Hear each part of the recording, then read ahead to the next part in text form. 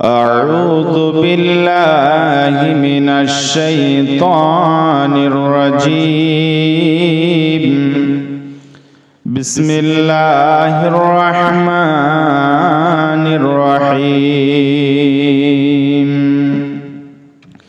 فمن زحزح عن النار وأدخل الجنة فقد فاز بسم الله الرحمن الرحيم فأما من أوتي كتابه بيمينه فيقول هاؤم اقرءوا كتابيه إني ظننت أني ملاق حسابيه فهو في عيشة راضية.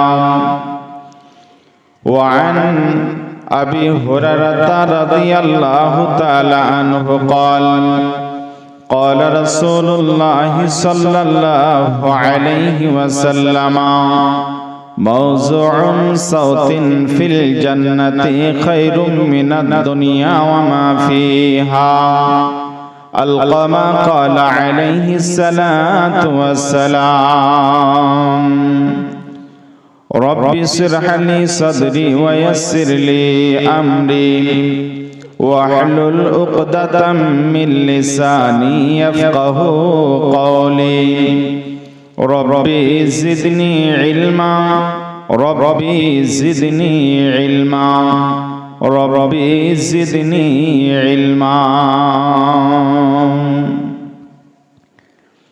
একলা জীবন একলা মরণ একলা থাকতে কিসের ভয় এ দুনিয়ার মানুষগুলো কেউ তো কারণ নয় গো এ দুনিয়ার মানুষগুলো কেউ তো কারণ নয়। একলা জীবন একলা মরণ একলা চলতে কিসের ভয় এ দুনিয়ার মানুষগুলো কেউ তো কারণ নয় গো এ দুনিয়ার মানুষগুলো কেউ তো কারণ নয়। স্বার্থ ছাড়া কেউ চলে না মনের কথা কেউ বোঝে না স্বার্থ ছাড়া কেউ চলে না মনের কথা কেউ বোঝে না কারোর দুঃখ দেখলে আবার করে দুঃখের অভিনয় এ দুনিয়ার মানুষগুলো কেউ তো কারণ নয় গো এ দুনিয়ার মানুষগুলো কেউ তো কারণ নয়। একলা জীবন একলা মরণ একলা থাকতে কিসের ভয় এ দুনিয়ার মানুষগুলো কেউ তো কারণ নয় গো এ দুনিয়ার মানুষগুলো কেউ তো কারণ নয়। কে বুঝবে তোমার মনের কথা মুছে দেবে সকল ব্যথা কে বুঝবে তোমার মনের কথা মুছে দেবে সকল ব্যথা সেই আল্লাহর সাথে বলো কথা থাকবে না তো কোনো ভয় এ দুনিয়ার মানুষগুলো কেউ তো কারণ নয় গো এ দুনিয়ার মানুষগুলো কেউ তো কারণ নয়। একলা জীবন একলা মরণ একলা চলতে কিসের ভয় এ দুনিয়ার মানুষগুলো কেউ তো কারণ নয় গো এ দুনিয়ার মানুষগুলো কেউ তো কারণ নয়। প্রাণ পাখি তুমি রে আপন আপন বলিস কারে, মরার পরে রাগাবে গোরে, ভুলে যাবে দুদিন পর। এ দুনিয়ার মানুষগুলো কেউ তো কারোর নয় গো, এ দুনিয়ার মানুষগুলো কেউ তো কারোর নয়। একলা জীবন একলা মরণ, একলা থাকতে কিসের ভয়, এ দুনিয়ার মানুষগুলো কেউ তো কারোর নয় গো, এ দুনিয়ার মানুষগুলো কেউ তো কারোর নয়। উপস্থিত আজকের এই চলমান সভা সুযোগ্য সম্মানিত আপামর নির্বাচিত সকলের শ্রদ্ধেয় ব্যক্তিত্ব, আজকে এই চাঁদপুর জামে মসজিদের জলসার সুযোগ্য সভাপতি, মঞ্চোপবিষ্ট ওলামায়ে কেরাম, সামনে বসে থাকা বিভিন্ন গ্রাম থেকে আগত প্রিয় শ্রোতা মণ্ডলী, পর্দা নাশিনা মা এবং বোনেরা, সকলের উদ্দেশ্যে আল্লাহ সুবহানাহু ওয়া তাআলার দরবারে এই দোয়া ও দরখাস্ত যে আল্লাহ তাআলা আমাদের সকলকে সুস্থ শরীরে তার ইবাদত সহিভাবে আমরা যেন করে ইহকাল থেকে পারলৌকিক জীবনে পাড়ি দিতে পারি। আল্লাহ আমাদেরকে কবুল করুন, পড়ে আমিন। আল্লাহ রাব্বুল আলামিন আজকে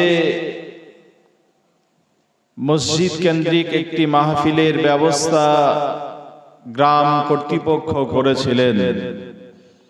আমরা যারা এসে এখনো পর্যন্ত গভীর রাত হতে চলল বসে আছি, আমরা নিশ্চিত এটা যে আমরা আল্লাহকে ভালোবাসি, আল্লাহকে রাজি করার জন্য, খুশি করার জন্য, যে আল্লাহ তাআলা আমাদের আজকের এই রাতটা যদি কবুল করেন, নাজাতের ওসিলা যদি বানিয়ে দেন, এই প্রত্যাশায় আমরা সকলে এখানে বসে আছি। কথা ঠিক না ভুল?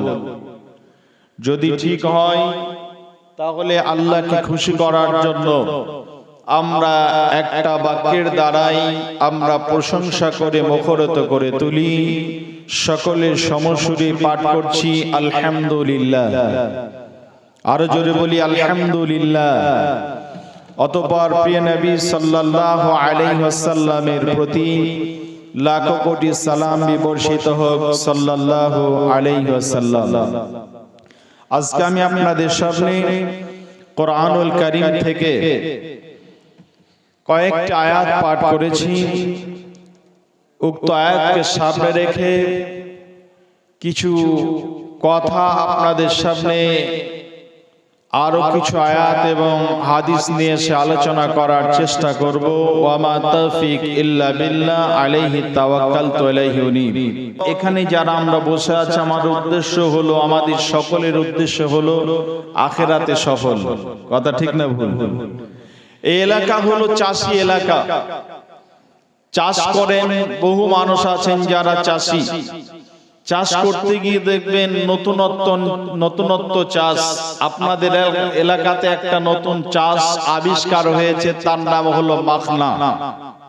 মাখনা চাষ বা মাখনা ব্যবসা যারা করছে তারা কোটিপতি। গত কয়েকদিন আগে এসেছিলাম, সম্ভবত ডিসেম্বরের 2 তারিখ হবে। আপনাদের শাহপুর কোন দিকে জানছি না, মানে আমার আবার জায়গা লোকেশন মনে থাকে না, এটা আমার ব্যর্থতা। মনে থাকে উত্তর দিকে, তো শাহপুরে এসেছিলাম।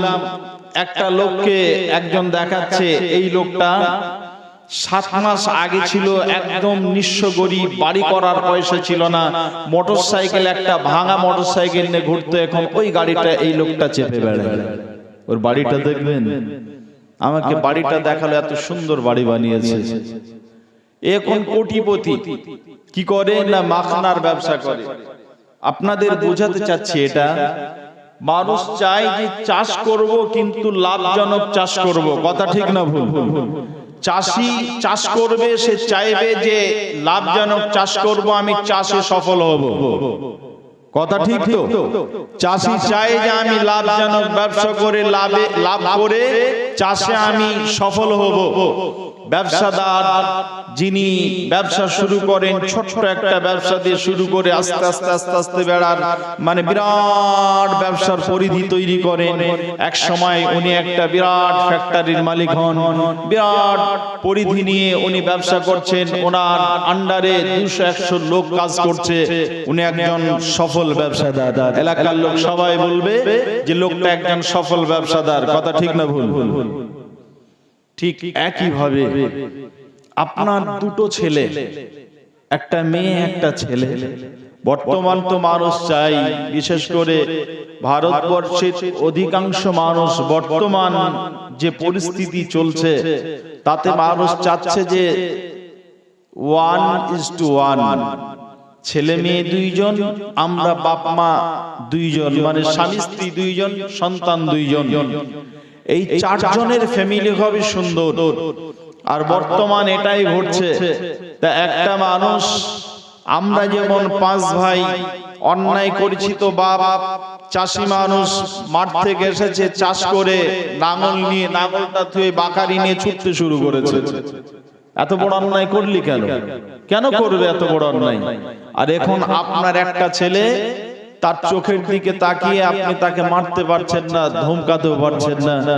আপনার অগোচরে নয়, আপনার সামনে অন্যায় করছে, অন্যায় কথা বলছে, আপনি তাকে ধমকাতেও পারছেন না, তাকে শাসন করতে পারছেন না।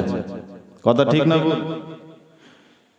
আপনার ছেলেকে আপনি আলামিন মিশনে ভর্তি করলেন, খুব শখ আপনার ছেলেকে ভালো উচ্চ শিক্ষিত করার।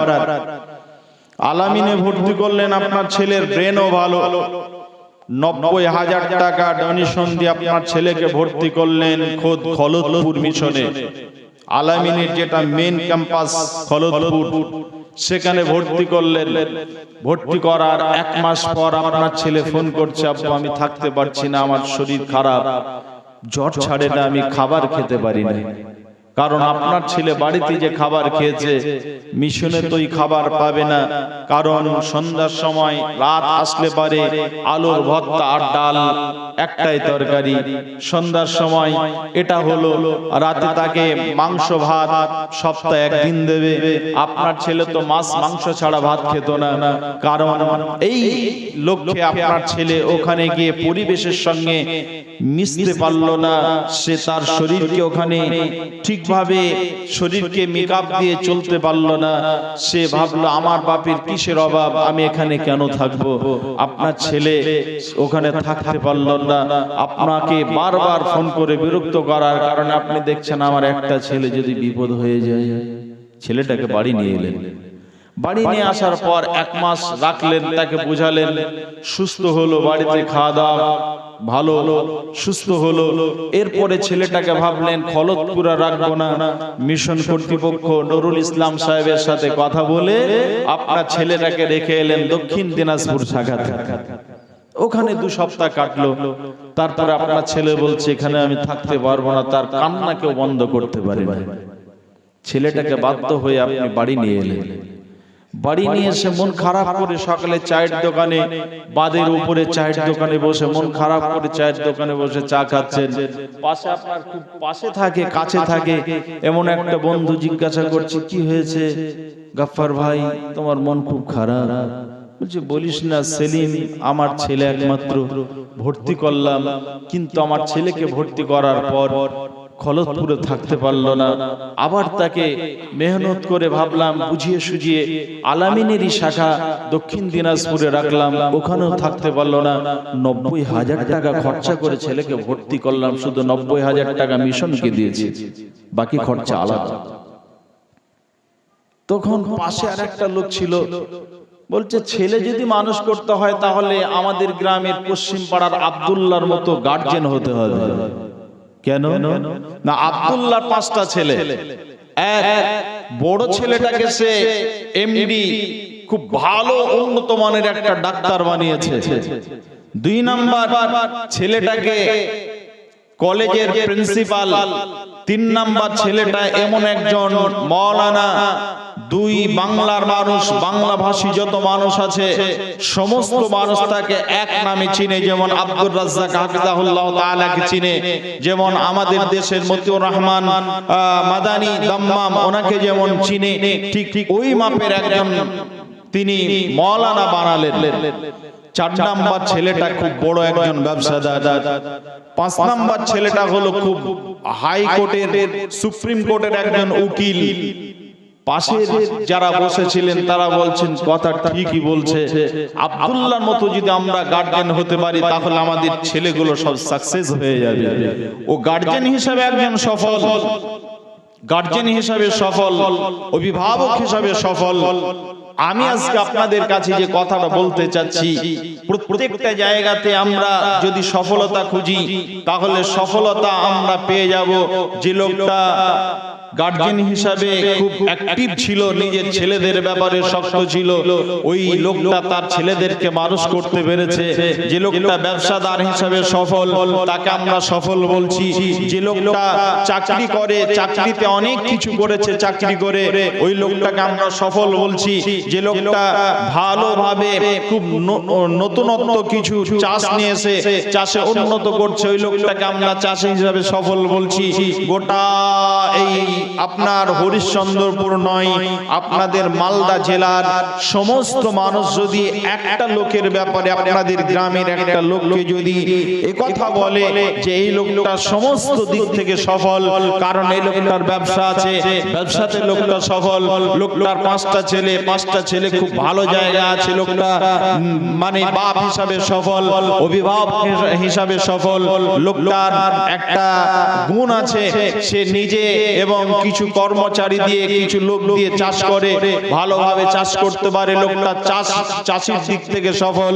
সমস্ত দিক থেকে যদি একটা লোককে সফল বলে, আর আল্লাহ যদি বলেন যে ওই লোকটা সফল নয়, তো ওই লোকটা সফল নয়।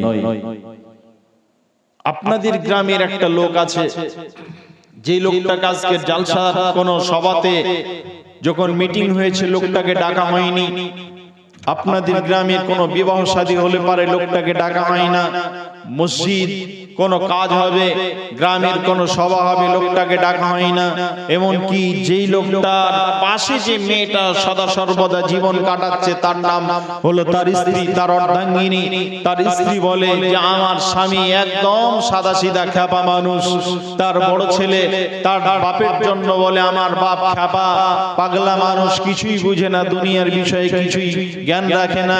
এই লোকটাকে আল্লাহ যদি বলেন যে এই লোকটা আমার নজরে সফল, তার স্ত্রী যদি তাকে সফলতা মানদণ্ডে না নিয়ে আসে, তার বড় ছেলে যদি তাকে বলে যে এই লোকটা সফল নয়, গোটা এলাকার মানুষ যদি তাকে চিনতে না পারে, সফল এটা যদি চিনতে না পারে, আমি আল্লাহ যদি ওই লোকটাকে সফল বলি তো ওই লোকটাই প্রকৃত সফল। আমার বক্তব্যের বিষয় হবে সফল কে, আসল সফলতা কোথায় আছে। এই কথাটা আজকে আপনাদের কাছে কয়েকটা পয়েন্ট আকারে কয়েকটা কথা বলবো। তার আগে একটা কথা আপনাদেরকে বলে যাই, গত বছর বলেছিলাম কিনা জানি না, আমি নদিয়া থেকে এসেছি আপনাদের কাছে, অনেক দূরের রাস্তা, নদিয়া থেকে এ পর্যন্ত আসতে অনেক সময় লেগেছে। আমি বাইরে হয়েছে 8টার সময়, আপনাদের এখানে এসে পৌঁছেছি 7টার সময়। এতটা লং রাস্তা আপনাদের কাছে এসে উপস্থিত হয়েছি।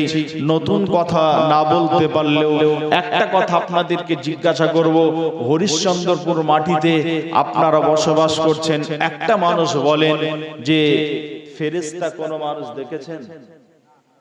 গত বছর তার আগের বছর এসেছিলাম, আমি দেখিয়েছিলাম, দেখেননি আপনারা? ফেরেশতা দেখা যায়? দেখা যায় না? দেখা যায়। দেখবেন কারা কারা, কারা কারা ফেরেশতা দেখবেন? কথা বলে না। সবাই দেখবেন?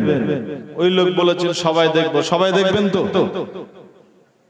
সবাই দেখবেন তো? সবাই যদি দেখতে চান তাহলে একটু সময় লাগবে, দেখাবো আমি এটা নিশ্চিত। দেখতে হলে কিন্তু সময় লাগবে। আপনাদেরকে আমি সবার শেষের দিকে দেখাবো, কারণ আমি যখন দেখাবো বলবো তখনই দেখা যাবে। আর সেই সময় আপনারা দেখে নেবেন। যে দেখতে চান একটু কষ্ট করে বসতে হবে। আর যদি না বসেন চলে যান তাহলে দেখতে পাবেন না।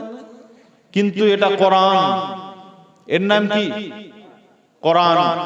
কোরআন হাতে নিয়ে আমি কথা দিচ্ছি আপনাদেরকে, ফেরেশতা দেখাবো, তারপরে আমি মাইক ছেড়ে এখান থেকে যাব। যারা দেখবেন তারা থাকবেন, যারা দেখবেন না তারা চলে যাবে, বসে যায়। সাপের খেলা দেখেছেন? ভেবে নেন এটা সাপের খেলা দেখাচ্ছি, তবে দেখাবো ইনশাআল্লাহ। কোরআন থেকে দেখাবো, হাদিস থেকে দেখাবো। এবারে বসুন, আমি আপনাদের কাছে সফলতার কথা বলবো। আসল সফল কে?